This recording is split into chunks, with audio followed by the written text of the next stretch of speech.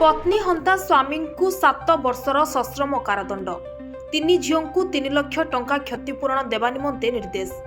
सामान्य बचसा को केन्द्र करी दारे बेक काटी निज धर्मपत्नी को हत्या करबा भली संवेदनशील मामलार शुणाणी करी आज गजपति जिला मान्यवर अतिरिक्त जिला सेशन जज विभू प्रसाद पंडा भारतीय पिंगल कोर्टर धारा 304 रे गारबंध थाना अंतर्गत अड़ा गाँवर अभियुक्त गंगा बड़मुंडी को दोषी साब्यस्त करी 7 वर्षर सश्रम कारादंड सह 10,000 टंका जरिमानार सजा सुनाई तथा जरिमाना अनादेय आहुरी 6 मास सश्रम जेल दंड भोग करने को पड़िबो बोली मान्यवर न्यायाधीश निजर राय रे उल्लेख करिसेंती। सरकार को पक्षरु अतिरिक्त पब्लिक प्रोसिक्यूटर सरोज कुमार रथ एही मामलार सफल परिचालना करिबार खबर भारप्राप्त cadre public prosecutor Rajesh Kumar Mishra सूचना दैछंती।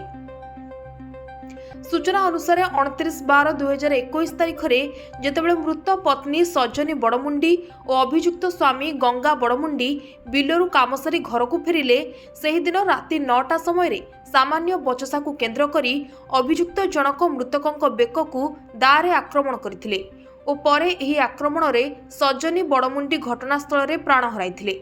परे एही घटना को नहीं मृतकों भाई मंगल माझी अभियुक्तों नारे गारबंध थाना रे कार्यानुष्ठान निमंते एक संगीन मामला दायर करथिले जहाकी मामला नंबर 105/21 रे पंजीकृत होइथिला।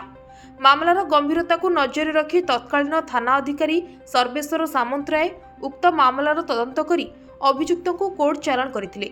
आज 15 जन बलिष्ठ साक्षी प्रमाण तथा दस्तावेज को आधार करी मान्यवर न्यायाधीश अभियुक्तों 7 वर्षर सजा सुनाइबा सह एही मामलाରେ थिबा प्रत्यक्षदर्शी मृतकंकर 3 झीओं भविष्यत को नजर रखी सेमानकु 3 लाख टंका देवा निमंते जिला आईन सेवा प्राधिकरण को निर्देश दैछंती।